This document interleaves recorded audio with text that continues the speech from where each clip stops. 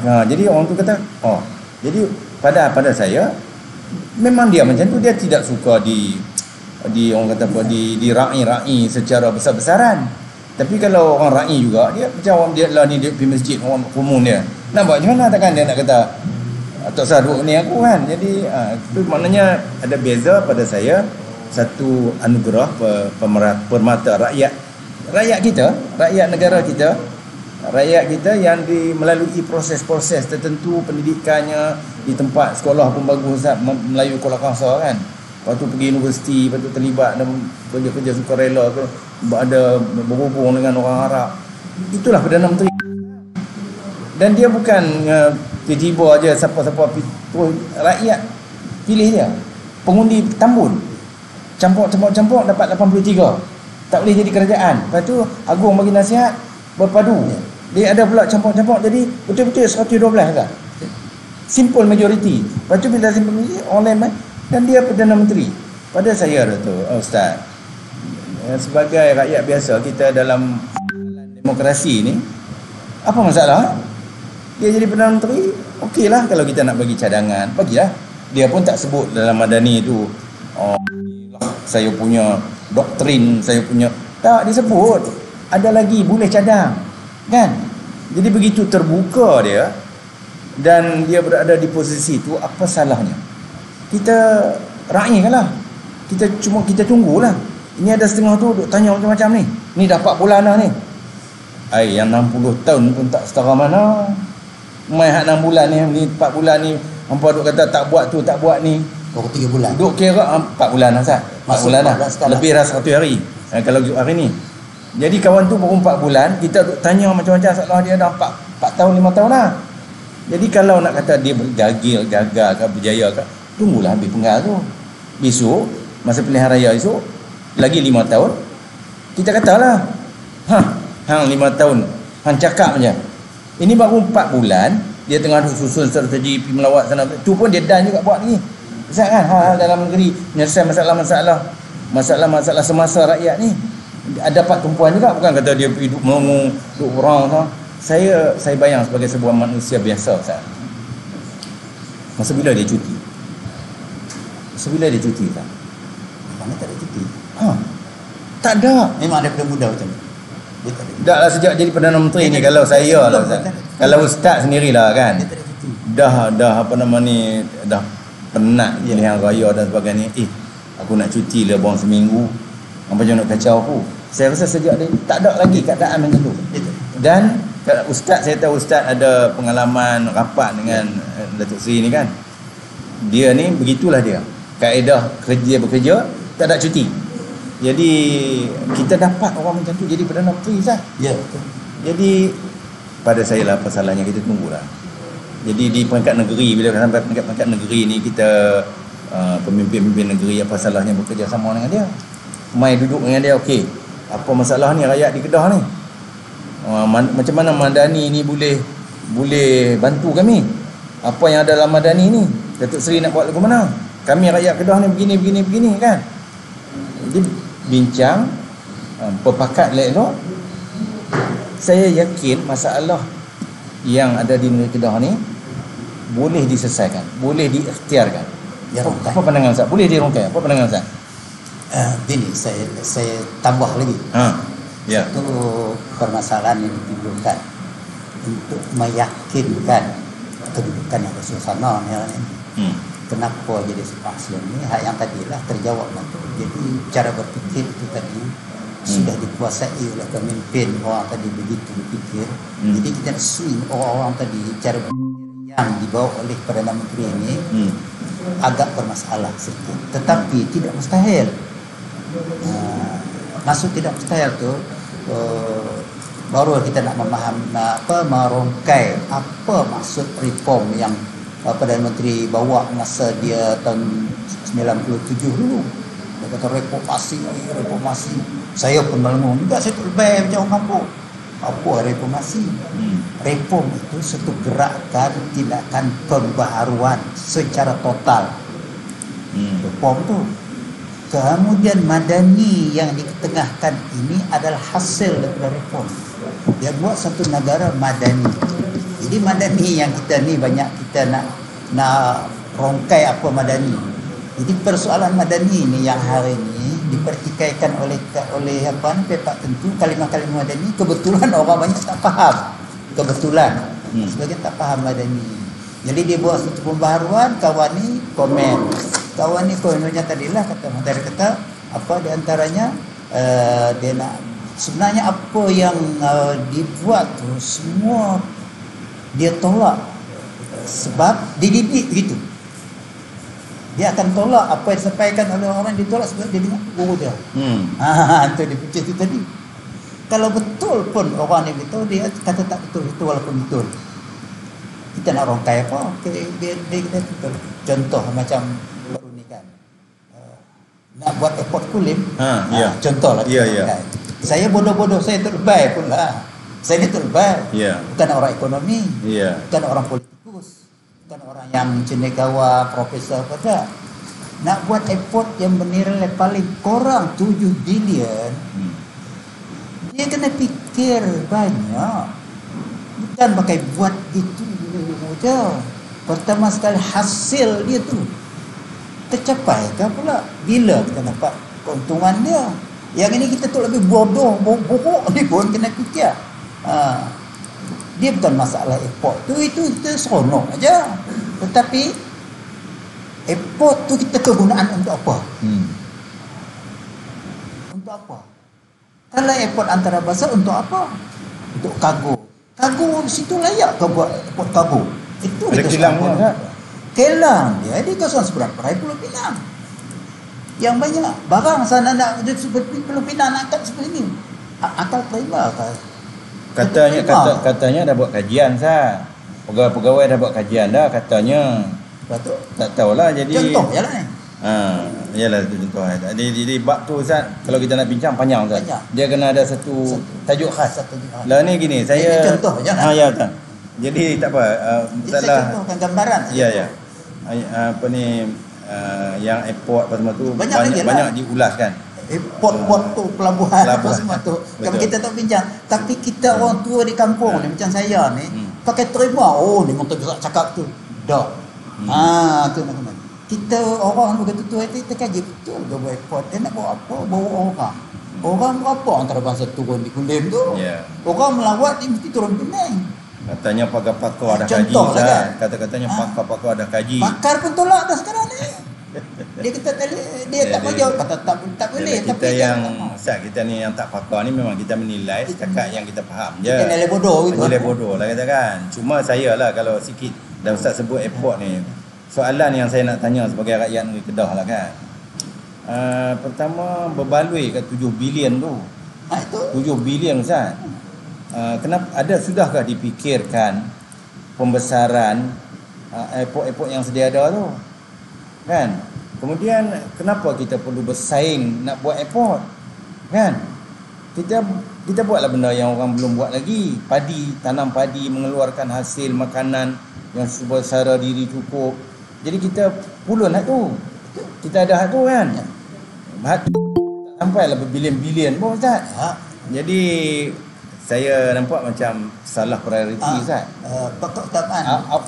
Aulawiyat dia tu tak wanakui. Jadi pertimbangan tu pertimbangan politik, pertimbangan ekonomi kadang kan.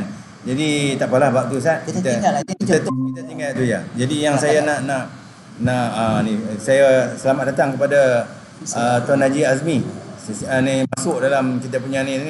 Jadi saya nak minta lah Tuan Haji Azmi ni, kita tengah bincang Madani ni macam mana nak menyelesaikan masalah rakyat Kedah ni. Kita di Kuala Lumpur untuk Madani, lepas tu mereka kata Permaidani lah kot ni.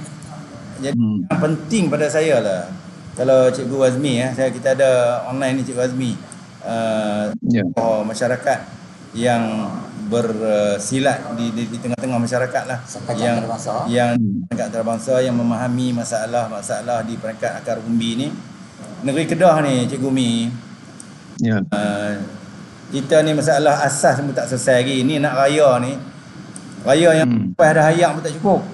Yang duduk di ujung silat tak tahu boleh ada hayang tidak tahu ni. Katanya lori sadar duk siap nak pergi hantar lah. Jadi ada orang ni tu tulis dalam dia punya WhatsApp ke Facebook dia tunjuk apa nama ni, lori sadar duk rong nak ni dia kata lah ni 5 ni tak pergi habis tak ada anak rumah aku pasal driver tak ada overtime. Tak mandi pula. Saya kata betul.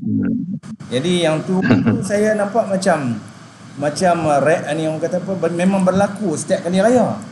Jadi kita balik anak cucu balik daripada kampung kan, mau ramai sikit dah ada masalah nak raya mineral apa semua.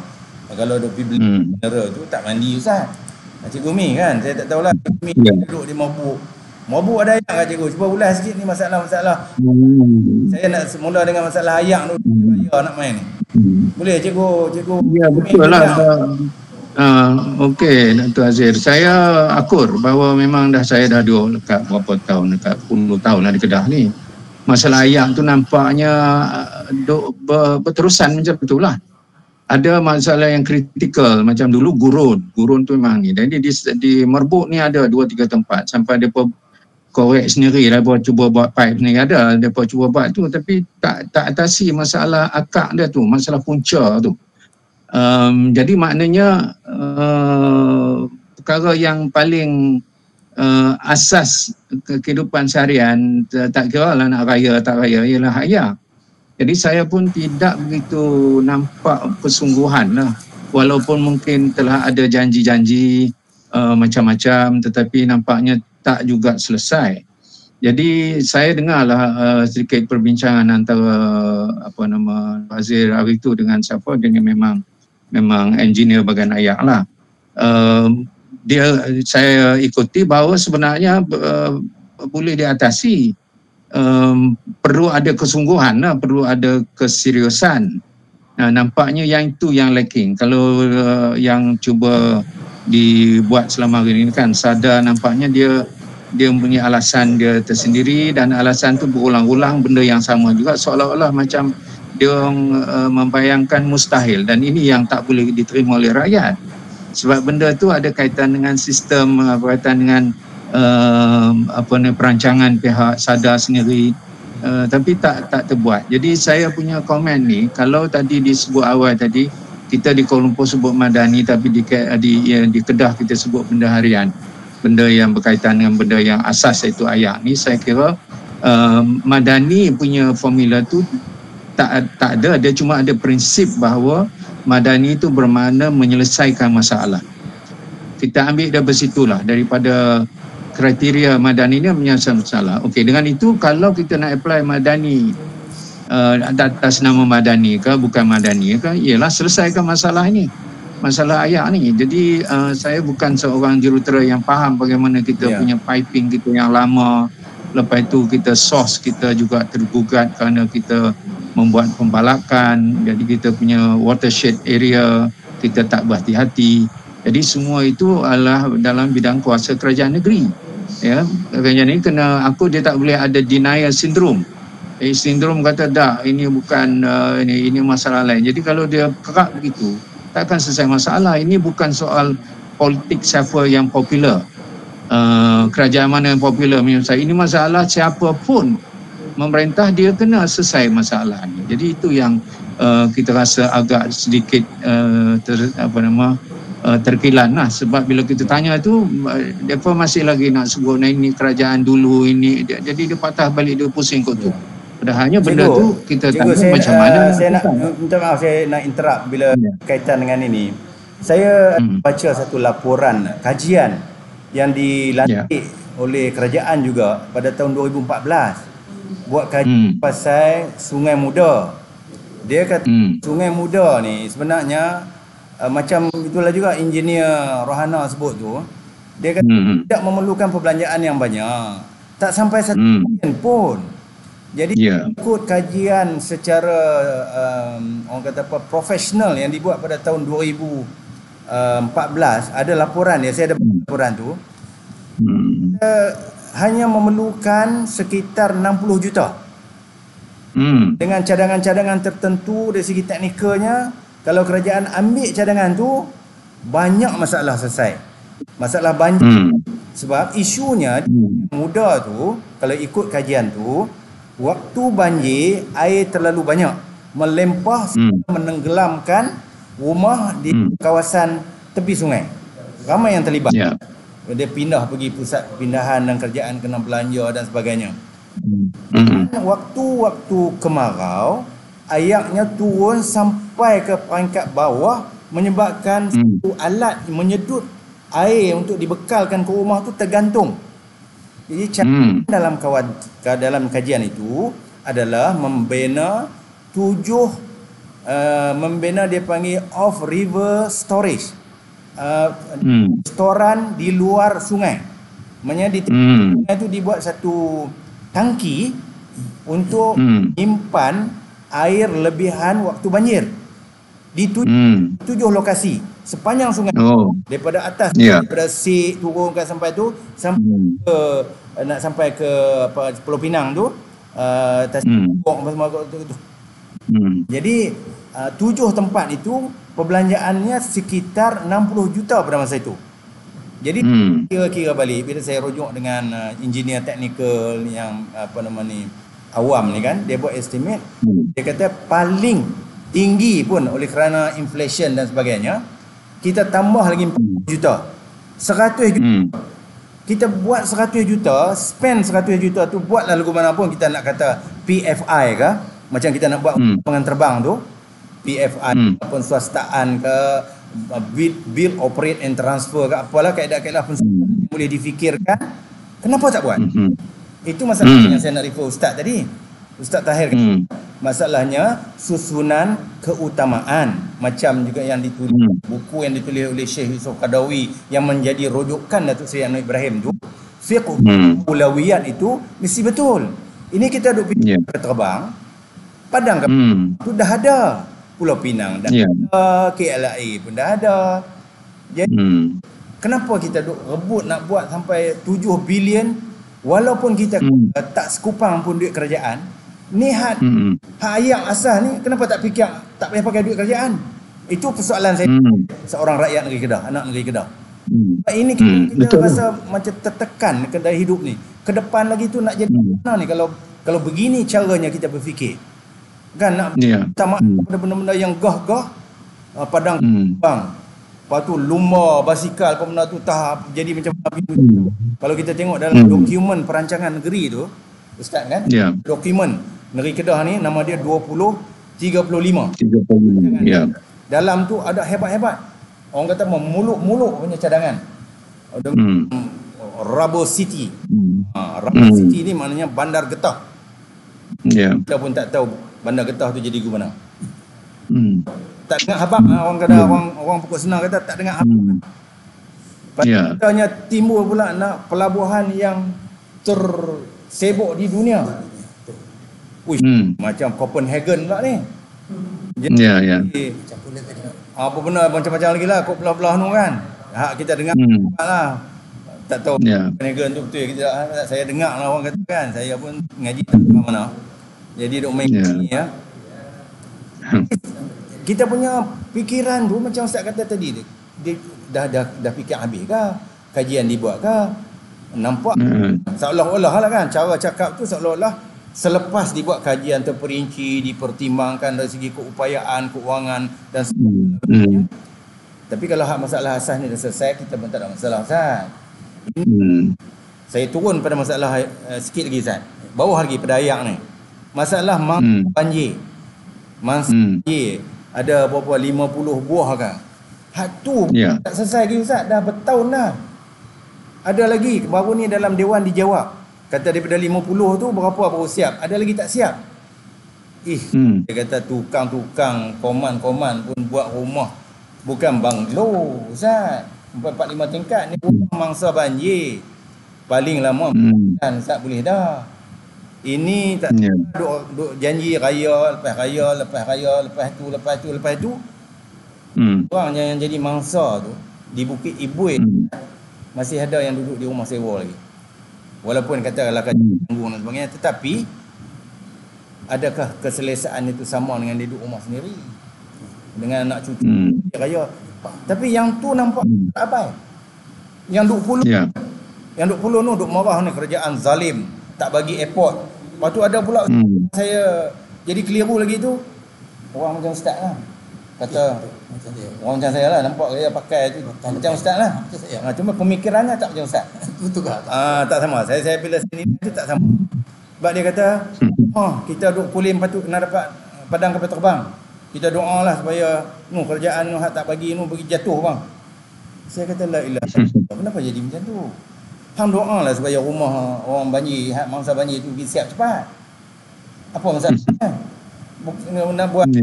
Nak buat rumah mangsa banjir tu bukannya nak bedah otak. Kalau nak bedah otak aku lah nak suruh pergi mengaji bahagian tu, tak pergi mengaji tu. Ini tak payah engineer ustaz, tukang kampung pun buat siap saatnya. Kita pun tak tahu, tak dijelaskan kepada rakyat kenapa.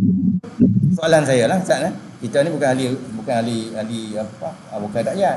Dia tak boleh nak tanya aku tepi jalan. Tak boleh nak tanya aku dalam dewan, kita tanya aku tepi jalan macam ni lah. Kan? Mak santai ni tanya apa kan? Duk tanya tapi siapa nak jawab? Kita harap ada pemimpin yang bertanggungjawab bagi jawapan, bagi pencerahan. Sebab rakyat nak tahu. Sebab kadang-kadang rakyat ni dia macam lali Ustaz Ya. Dia lali gitu tak. Kita nak kapal terbang. Depa kita nak kapal terbang, depa tak mau bagi. Jahat depa noh. Awaknya bagi salahnya. Jadi benda-benda macam tu Ustaz. Bagi nasihat kita Ustaz. Macam mana? Boleh? Itulah yang saya kata tadi, kita terkau dengan suatu suatu cadangan saranan oleh kepala-kepala kita rasa itu yang baik. Bila kita kaji, sebenarnya kita kena berbincang betul itu baik, betul ke itu jadi berfaedah kepada kita ataupun merosakkan kedudukan kita ataupun merugikan kita. Yang ni nak kaji ni kita tak boleh, kita pakai dengar kepimpinan kita kita sebut itu baik. Ya, jadi apa yang nak sini Madani tadi dia nak mengunggah ni semua sebenarnya. Madani ni dia mengajar kita buat suatu pembaharuan berpikir Madani ni supaya dapat hasilnya Madani, hasil yang suatu kejayaan. Madani sudah jaya dah, tapi jalan kejayaan tu satu reform, satu usaha gerakan. Macam mana kita barui? Pertama sekali kita nak barui, kalau kita akidah pun kita okeylah, akidah tak apalah. Tu pun ada lagi ke kubur bicara dengan mereka. Walaupun kita kubur dia pilih tu. Punya tu ada lagi. Kepercayaan kita tulis itu pun Madani tak pernah tepat. Jadi bila Madani ni kita nak rubah cara kita bertindak, termasuklah geng kita orang petani. Baru ni yang saya seronok Menteri Ekonomi. Menteri Ekonomi cadang. Patut tedah kena tindakan yang paling cepat. Pantas. Apa dia? Contoh ekonomi. Dulu zaman Rasulullah, saya buat cerita sikit sikit je. Zaman Rasulullah dulu ada salah seorang sahabat yang saya ingat cerita, saya minta maaf, matan hadis saya ingat. Dia jumpa Rasulullah, ya Rasulullah, saya ni tak ada duit, saya nak makan tak ada. Rasulullah cari sahabat-sahabat, saya tak ada duit. Dia pun bagilah ni, cukup untuk sehari, 2 hari. Orang ni, rakyat ni betul dulu, kata betul-betul, kedah kata senang betul-betul. Tu hari habis minta pula ke Rasulullah. Sampai minta Rasulullah pun cari macam tu juga. Rasulullah tidak ada stok, dia tak ada bank, tidak apa. Dia cakap siapa-siapa ada duit, dia bagi. Dia pun bagi pula 2 hari. Habis 2 hari habis pula duit tu. Masuk kali kita, dia datang minta duit. Rasulullah kata siapa yang ada duit, kita nak bagi orang ni, kumpul-kumpul dapatlah duit. Kita agak lah korang kalau nisbah sajalah ya. Duit ni boleh dinampakkan kepada. Jadi Rasulullah ni orang yang bijaksana pakar ekonomi. Dia tahu dah orang ni kalau aku bagi duit macam orang lain ni lah. Nanti saya cerita saya lah ni. Jadi dia pun Rasulullah tadi dia kata mah ni duit kau ambil. Rasulullah agak dia cukup. Bawa pergi ke kedai tolong cari kapak. Beli kapak? Beli kapak. Bawa lain sini kapak. Lepas tu bagi dia ni orang ni betul pergi kedai dapatlah kapak, ni duit lebih dia, ni duit kapak, beli kapak. Rasulullah kata kamu pergi ke hutan cari kayu untuk ulu kapak, bawa kapak. Nah, dia pun carilah ulu kapak, bawa kat Rasulullah pula kapak tu, ni kapak. Nak apa kapak? Rasulullah kata ambil kapak ni, cari kayu-kayu di hutan bukit-bukit tu, kerat elok-elok, tambat, jual ke orang kampung. Buat kayu api. Buat kayu api. Orang ni tadi buatlah apa yang Rasulullah buat. Alhamdulillah orang tu jadi kaya raya yang sudah dididik. Ini cara ekonomi yang sebenarnya. Jadi hari ini kita minta maaf orang tua dia sentuh. 2-3 Perdana Menteri daripada dulu kerja dia subsidi saja. Kita hormat, bantu orang susah. Tapi satu perancangan ekonomi, menteri kena fikir. Macam mana orang ni takkan berterusan kok nak subsidi ke orang. Jadi yang ni orang kampung dia tak reti nak fikir. Dia kena bagi ke satu pakar ekonomi yang Hafiz buat sekarang ni lah. Kita bagi duit sekadar dia makan hari ni untuk esok. Kita rancangkan satu projek yang dibuat oleh peringkat awal ni oleh Menteri Ekonomi kita, pertanian. Pertanian menyelesaikan beberapa sudut. Orang kampung selesai, penambahan asas ternakan selesai. Ustaz, berkait dengan Ustaz sebut tu kan. Berkait dengan Ustaz sebut tu. Saya teringat. Setuju. Saya hak yang tak lebay ni pun. Saya walaupun saya pakai lebay, tak berani nak menggelarkan diri saya tu lebay lah. Saya pakai lebay lah Ustaz. Apa nama ni, yang Ustaz sebut tadi tu, baru ni saya dengar Menteri Pertanian dan Keterjaminan Makanan. Dia bagi contoh cantik Ustaz. Dia bagi contoh Indonesia. Dia kata Indonesia tu penduduk dia 300 juta. Dan mereka tak import beras. Mereka pulun sendiri tanam beras. Dia katanya, soalan yang dia tanya oleh Menteri Pertanian dalam Dewan tu, dia kata, kita ni yang 30 juta ni, kita import 35%. Apa masalah kita di negeri Kedah ni? Pasal apa bendang kita boleh dapat 4 tan saja. Di negeri-negeri lain sampai berbelas-belas tan. Jadi ada menteri kata dia pergi tanya petani di hak tempat yang dapat belas tan tu, apa formula dia? Dia kata formula dia senang je. Rajin formula dia kata.